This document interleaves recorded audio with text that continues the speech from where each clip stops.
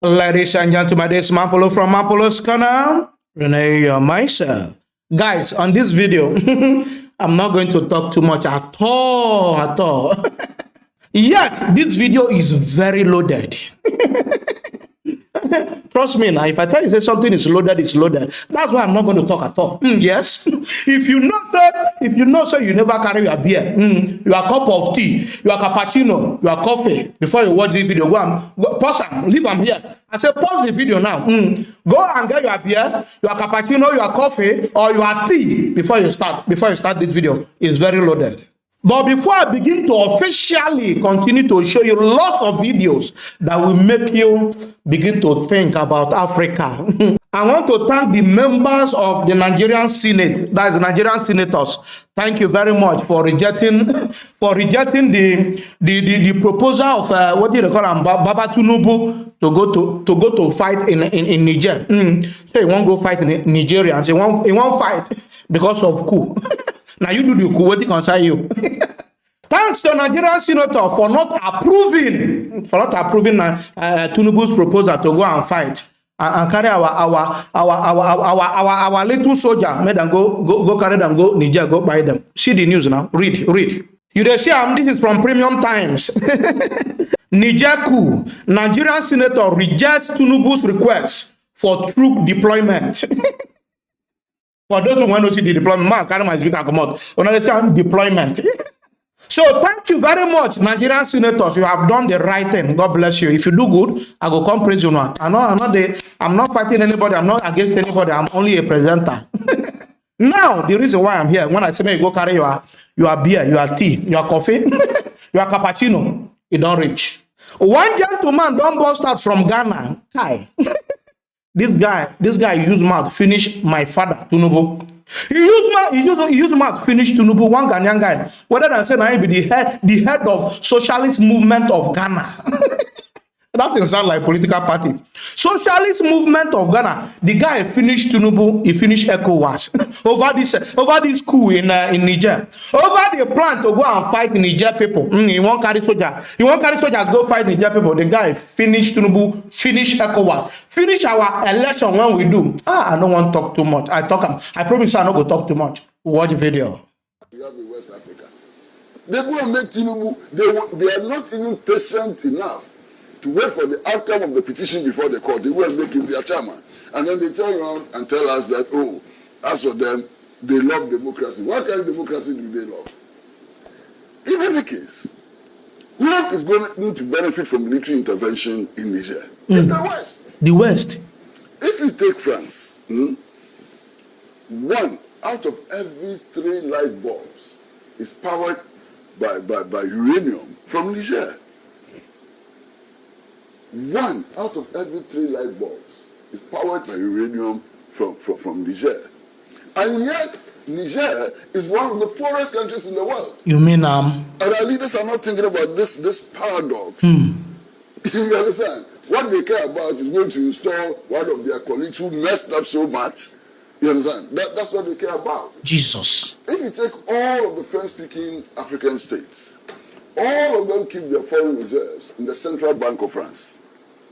The consequence is that these African countries borrow their own money and pay interest on their own money that they have borrowed. Over my dead body. And West African leaders are not sensible enough to realize that the way out of this is to have a common currency for West Africa, which enables these French-speaking countries to break away from French neocolonialism. They're not even sensible to realize that that is the key to solving many of the economic problems which confront us in the sub-region. They can't see that. We've been talking about a West African currency for how long? What have they done in order to promote that? And then they go and sit somewhere in Abuja and they decide that they are going to send soldiers. Whose children should go and die? To install a useless president. Jesus. Whose children should go and die? You think that the soldiers, they are just there to die for any useless cause? No. They are not. No. They should try it. They should try it and send soldiers there. When the soldiers get killed, they will see the repercussions in their own countries. Jesus. It has happened many times. The ripple effect. Jesus. Why?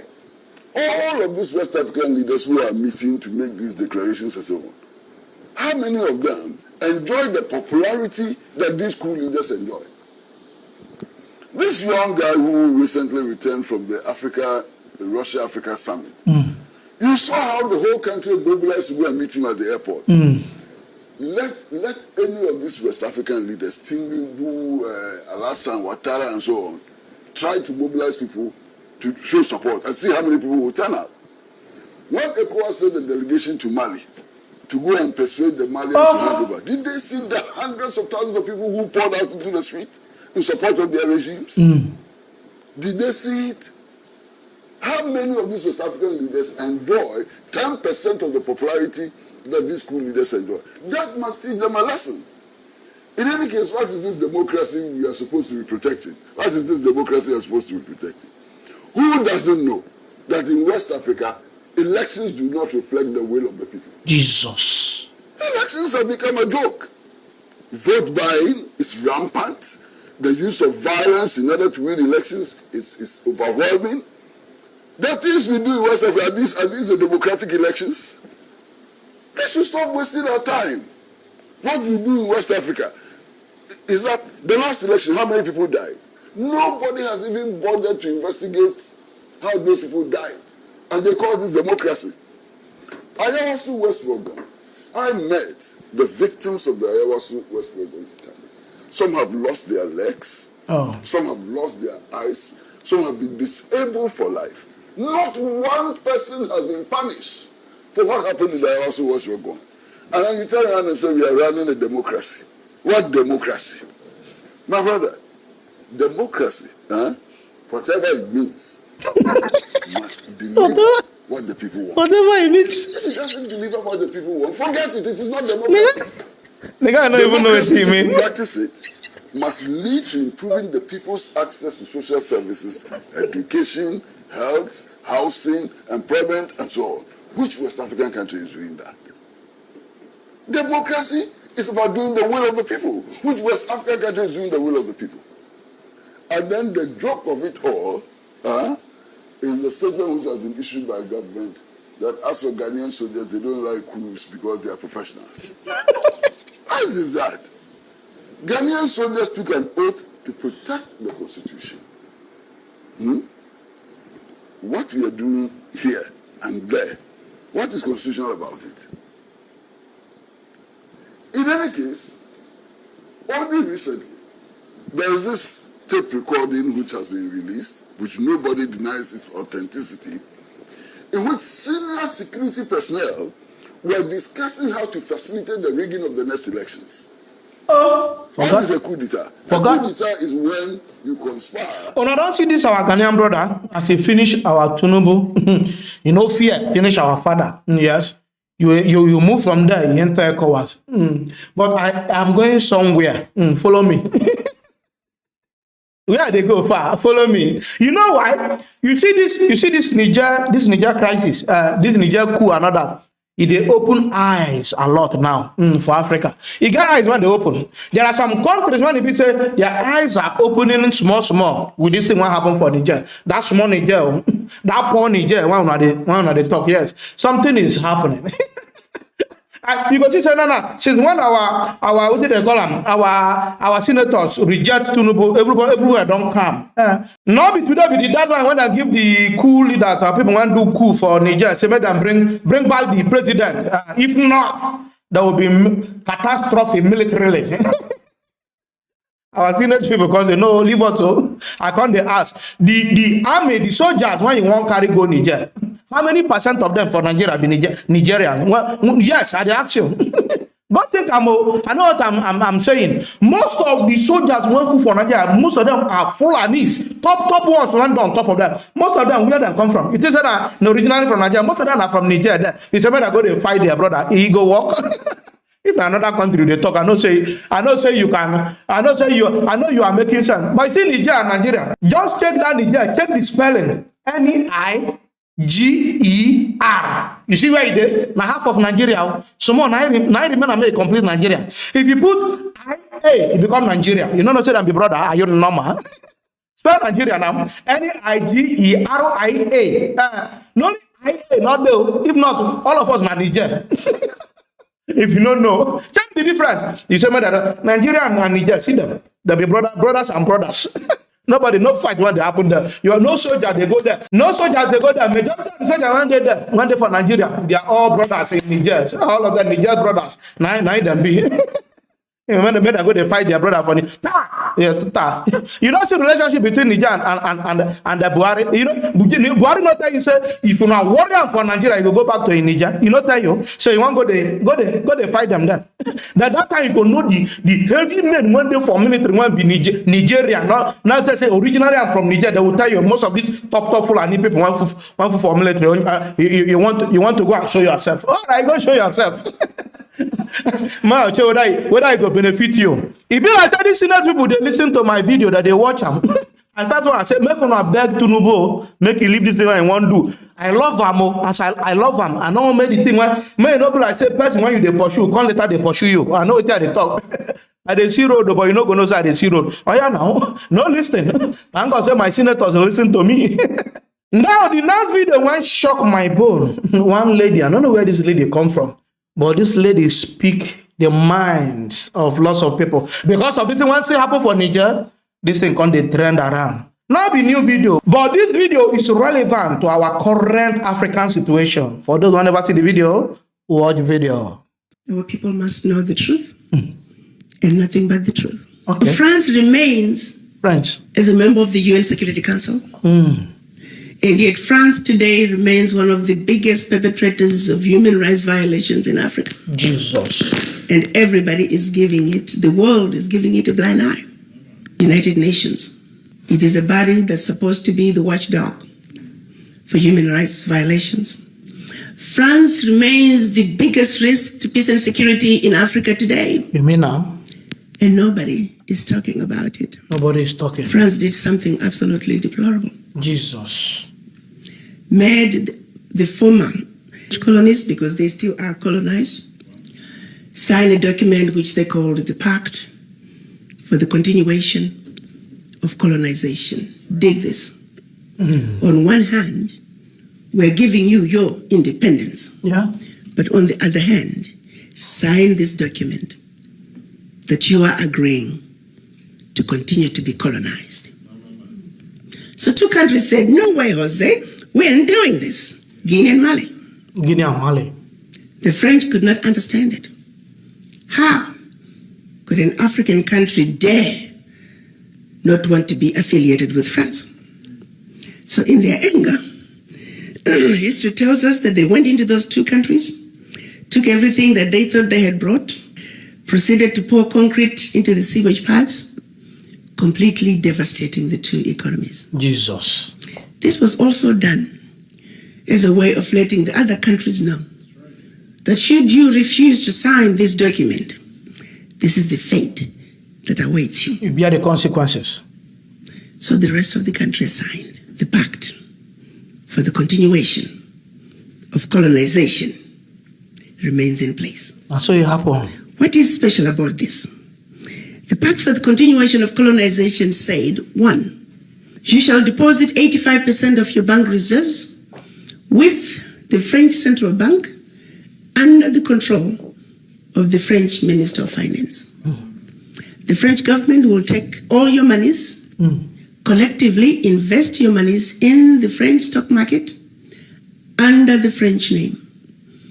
And you don't have to know what the returns are. Oh dear. Should you wish to access some of your money, keep in mind that countries are now left with only 15% of their reserves. You have to submit your country's financial report. You mean now? And if approved, you get to access up to 20% of your deposits from the previous year as a loan at commercial interest rates. As a loan with interest? I'm going to repeat that. Jesus. Should you want to access some of your own money, you have to submit your own country's financial report. And if approved, you get it as a loan at commercial interest rate. Commercial interest rate. So you go from having a humongous credit with France to now owing France for borrowing your own money. Jesus. A loan that you'll never be able to finish paying. They also said, all your minerals discovered and yet to be discovered, French companies have the first right of refusal. You go to those countries today, all major contracts, French companies have the first right of refusal.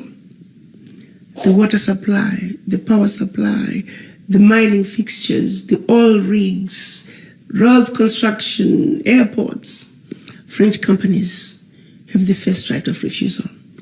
If anything is left, the people in your country may get it. They also said, your military can only be trained by France. You can only purchase military equipment from France. France shall have military presence in your country and can invade your country without notice if France feels that her interests in your country are being violated. In the past many years, we've had 67 coups in Africa out of 26 countries. Of the 26 countries, the coups, 16 coups, were 16 countries were former French colonies. You mean now? To date, 22 African leaders were assassinated during a coup, documented all of them. France was behind it. You mean now? Simply because France failed, they were quote unquote threatening French interests. Countries are still depositing their funds to France. Do's and don'ts as stipulated by the Pact for the Continuation of Colonization. You have given up your financial resources. You have given up control of your natural resources. You have given up your military. What power do you have? Today, because of the Pact for the Continuation of Colonization, France alone, that little bitty country, is taking out of Africa over $500 billion. Over $500 billion. And by the time they finish investing that money into the French stock market, they're realizing trillions of dollars in any given year. Park that. The watchdogs for corruption are saying out of Africa, 50 billion gets out of the continent from corruption. The question I have is, why has it been so difficult for us as Africans to say enough is enough? Jesus. How long are we going to keep watching this carnage go on? Go on. And we say nothing. Say nothing. It goes back to the mind. It goes back to that fear. It goes back to that sense of inferiority. And I go back to the diagnosis I made when I went to Washington. That until we black people understand that we are suffering from the legacy of colonization, that we are suffering from the legacy of slavery, that while we may have lost the shackles of in our legs and our hands, the shackles of the mind continue. Until we realize that we are a wounded people and we need healing, nothing about our circumstances is going to change. We are sick people.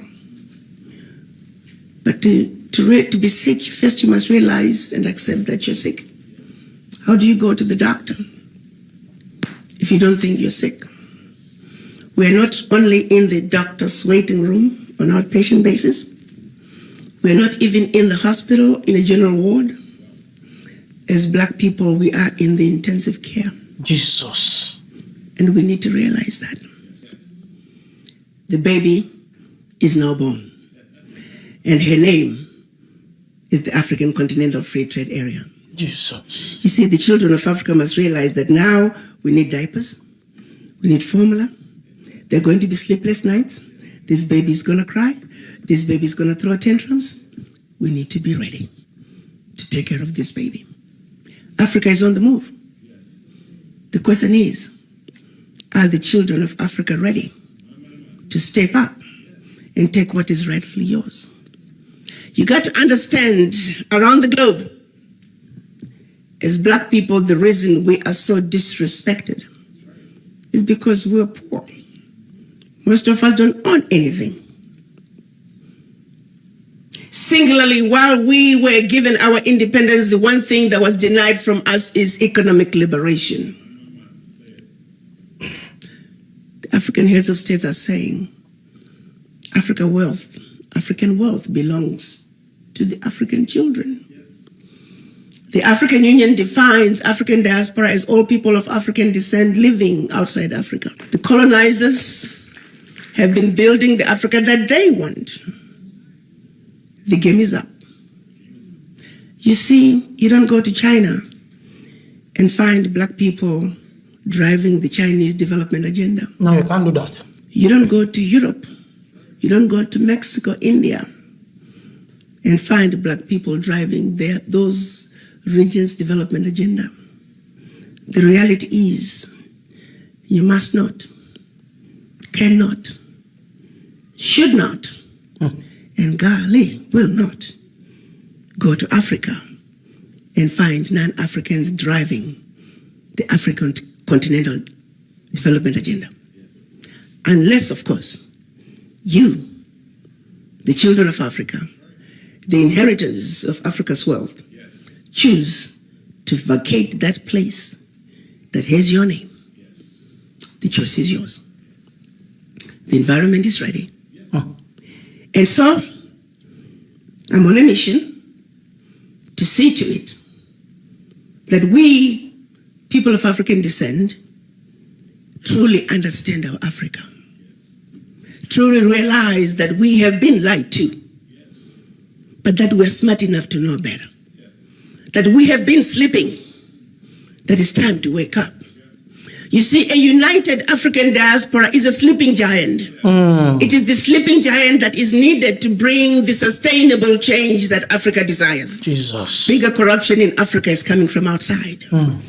Try flying low over the DRC. You're going to see tarmacs in the middle of the jungle. You're going to see 747s flying into the DRC, picking up minerals and flying right outside the country. Do you think those multinationals are going to want to see peace in the DRC? Do you think they're going to want to see peace in South Sudan? No. A stable Africa is an Africa that cannot be exploited.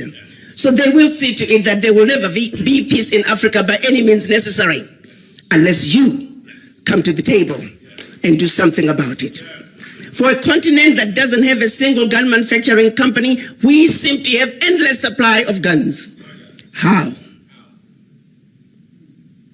How is this okay that Africa continues to be exploited? How is it okay that the world has watched as France is taking cold, hard cash out of Africa? How is this okay? I want to know. I want to know. United Nations, answer that.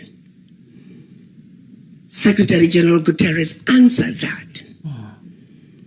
When you all meet every year in New York, what are you talking about?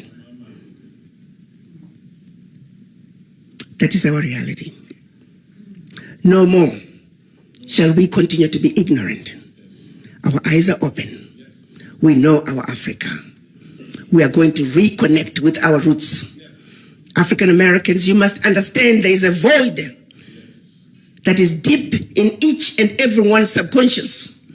It is a void that affects everything you do.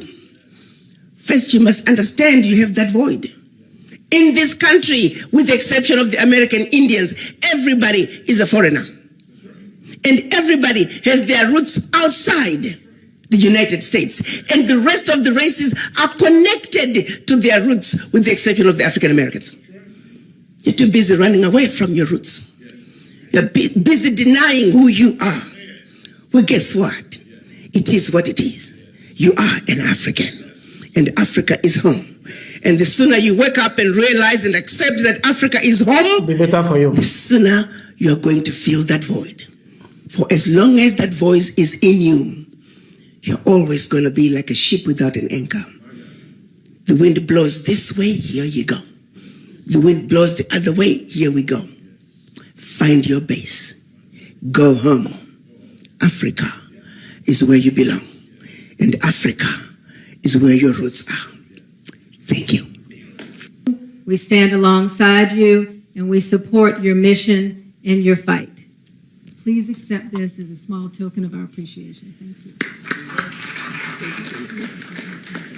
To be honest, this woman, each time I watch her speech, it got me emotional. It always getting me emotional. I don't know about you, but that woman talk, yeah. I said this video began to resurface because of what happened for Niger. I'm going to show you another one now. Watch the video. I hope that the comments I'm about to make will not offend the questioner too much and some people around here. It's all right. I think there is a fundamental misstatement of the issue in the question. We can no longer continue to make policy for ourselves, in our country, in our region, in our continent, on the basis of whatever support the Western world or France or the European Union can give What us. the president, French president? It will not work. It has not worked and it will not work. Our responsibility is to charter a path uncomfortable talks, which is about how we can develop our nations ourselves. It is not right for a country like Ghana, 60 years after independence, to still have its health and education budgets being financed on the basis of the generosity and charity statement of European taxpayers. By now, we should be able to finance our basic needs ourselves.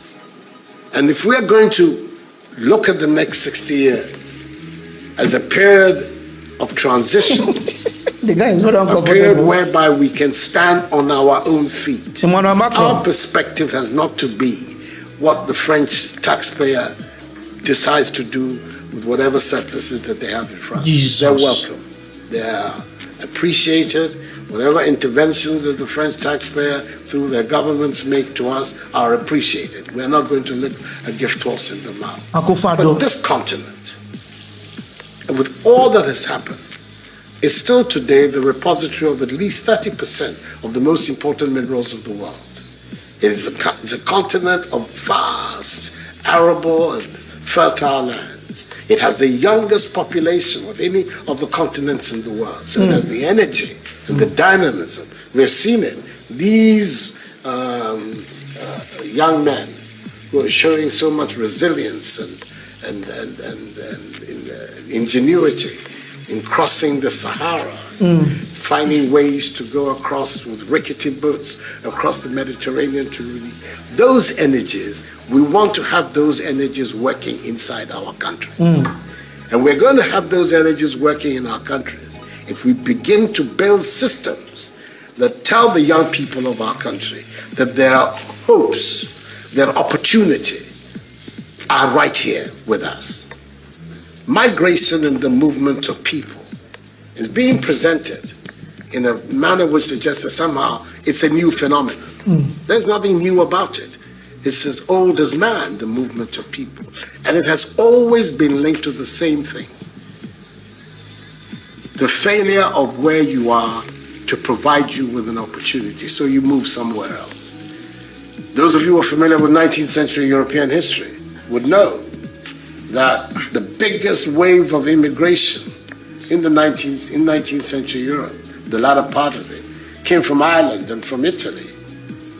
Waves upon waves, generations of Italians and Irish people left their countries to seek the American paradise, largely because Ireland was not working, Italy was not working. Today, you don't hear it. Italian young people are in Italy. Irish young people are in Ireland. We want young Africans to stay in Africa. And how are they? And it means that we have to get away from this mindset of dependence. If you people who this are our mindset leaders, about what can France do for us? If African France leaders will do will allow whatever us, it needs to do for its own sake. And when those coincide with ours, tant mieux, as the French people say. But our main responsibility as leaders, as citizens, is what we need to do to grow our own countries. We'll have institutions that work, that will allow us to have good governance, to have accountable governance, to make sure that the monies that are placed at the disposal of leaders are used for the interests of the state and not for those of the leaders. To have systems that allow for accountability, that allow for diversity, that allow for people to be able to express themselves and contribute to fashioning the public will and the public interest. Our concern should be with what do we need to do in this 21st century to move Africa away from being cap in hand and begging for aid, for charity, for handouts. The African continent, when you look at its resources, should be giving monies to other places. We have huge wealth on this continent, in our own country of Ghana. And we need to have a mindset that says, we can do it. Others have done it. We can also do it. Renew your mindset. Once we have that mindset, we will see it as a liberating factor for ourselves.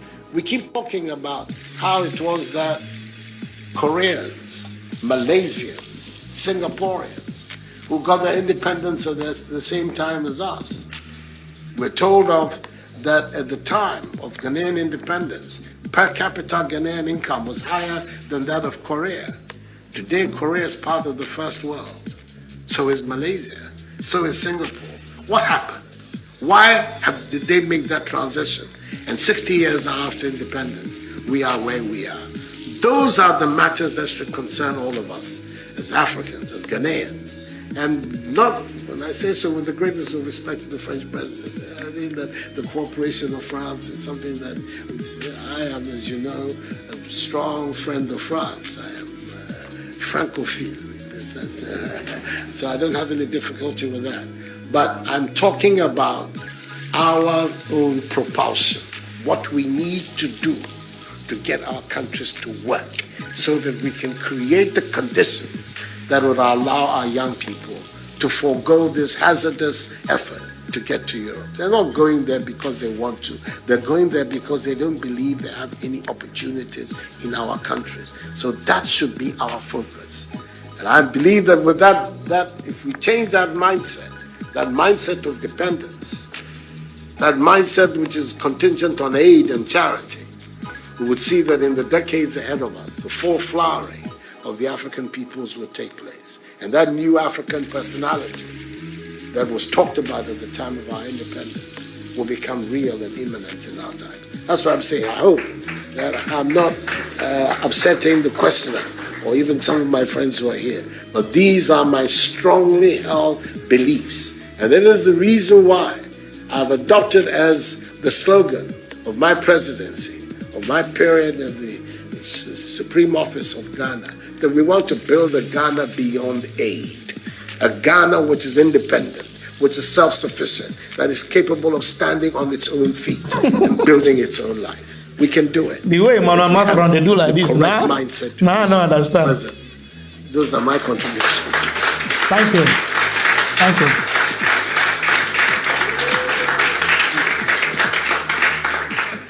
The statement, that was a very strong statement from Akufo-Addo, the president of Ghana. Kudos.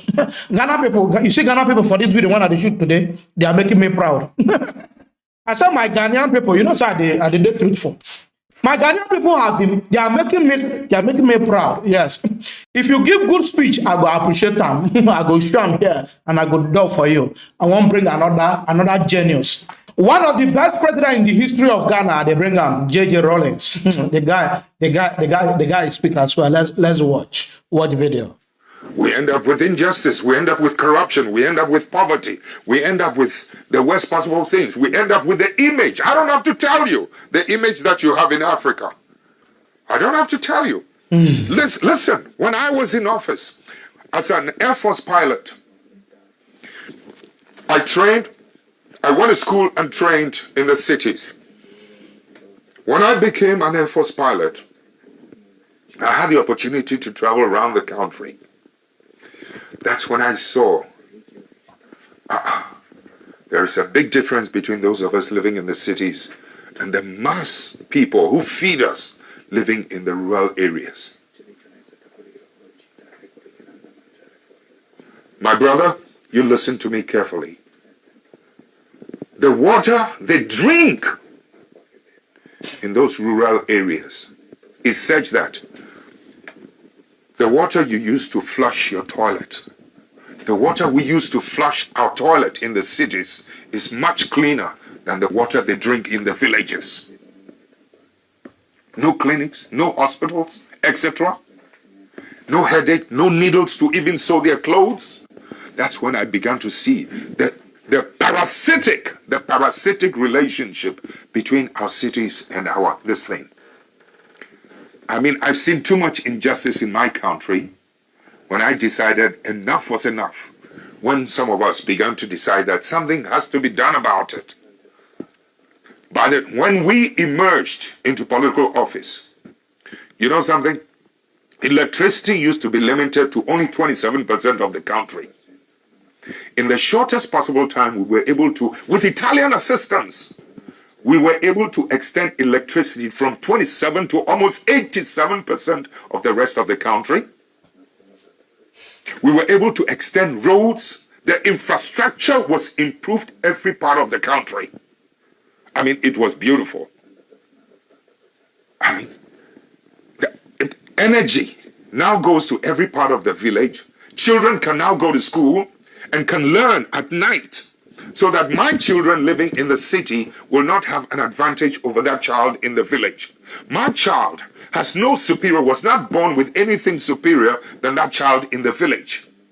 But so long as that child in the village is denied and deprived of electricity to learn at night and good water, etc., my child in the city will always have the advantage over the ones in the rural areas. I've been to school where rural students were doing better with the passage of time Of course. than those of us in the cities. Of course. Please, I know the potential of humanity.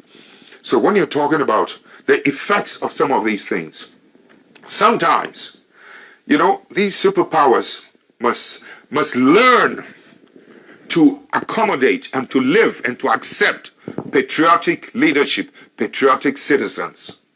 Too often, they're happier with people who are not patriots. But you in Europe, excuse me, don't get angry, you never seem to know the role that some of your bad businessmen, you have good businessmen, and I respect them, but some of your bad businessmen are always doing bad things on our continent. Jesus. And it's our people who suffer. This kind of thing must stop. Your governments must begin to wake up to help us, to help to police and to maintain the integrity of economic policies and economic practices in my country. Your country must help us to protect the judiciary in my country. Your country must help us to police and to monitor and to protect the political integrity in our continent. Guys, when I don't see the videos, do you know why I'm playing all these videos? You see these things when these guys don't talk, all the videos when I don't play. You see all these things what they complain about, these are what are causing agitations across Africa. Yes. That's why I'm playing this video, nothing else. You see these things, what they mention, what they fight about, what they talk about, what they talk against. These are things that have been causing agitation across Africa. These are things that are causing all these coup and not coup and not coup. These are the people are frustrated. Their frustration from there's too much gap between the rich and poor, between the West and the Africa and this. You know, they are not seeing balance. There's an instant you begin to push someone to the wall, they begin to defend themselves and be pushing back. That is what is happening. That's why I wanted to bring it up. And that is why you see most of these videos, they are old videos, they are not new, but they are now resurfacing. May your soul rest in peace, sir. J.J. Rawlings, good president, correct guy, brilliant. Ghana people make me proud for this video. If you are a Ghanaian watching this video, put your comment on that comment section. I want your comment. I want to see my Ghanaian followers and subscribers. You guys you see this video, will make me happy because almost all these videos, they are Ghanaians. hitting it at the head of the nail. Correct statements. You know, well, I don't care where you are from. If you do something good, I will always project it. You see this video. They just made me happy. In fact, let me not talk too much, guys. If you love what I'm doing, don't forget to subscribe to my YouTube channel. Follow me on Facebook, on Instagram, on Twitter, even on TikTok. All of my brothers and love, guys. Peace out.